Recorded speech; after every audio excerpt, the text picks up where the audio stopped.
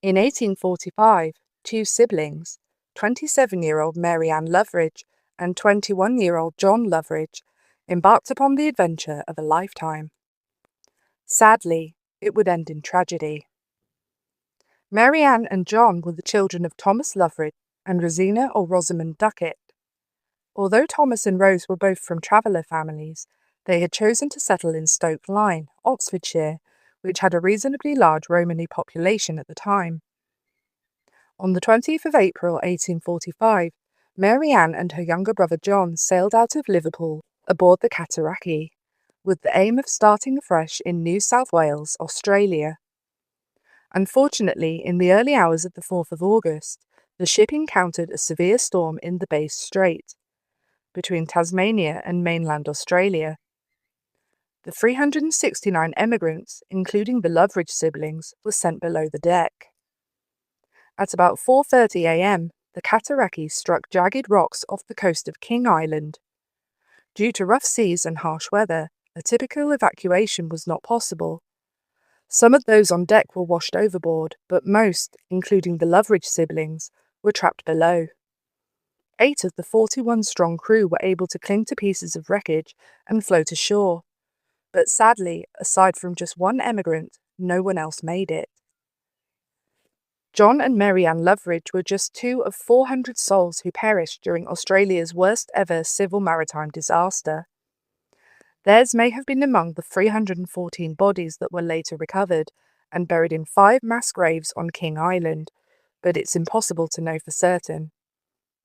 First mate Thomas Guthrie, who survived, would later write a harrowing account. Imagine being suddenly awakened from a sound sleep by the crashing of the timbers of the ship against the rocks.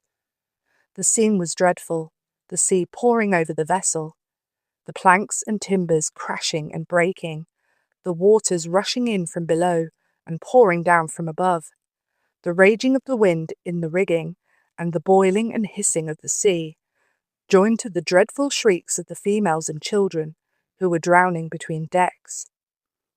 The attempts of so many at once to get up the hatchways blocked them up, so that few got on deck uninjured, and when there, the roaring noise and sweeping force of the sea was most appalling. Death stared them in the face in many forms, for it was not simply drowning, but violent dashing against the rocks which studded the waves between the vessel and the shore. When day broke, they trusted to find a way to the shore, but no. The raging waves and pointed rocks rendered every attempt useless. The sea broke over the vessel very heavily and soon swept away the long boat and almost everything on deck.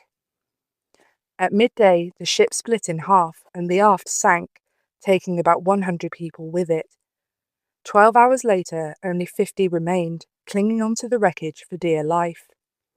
The rest either perished due to exposure, fell into the sea and drowned, were dashed against the rocks, or deliberately threw themselves overboard.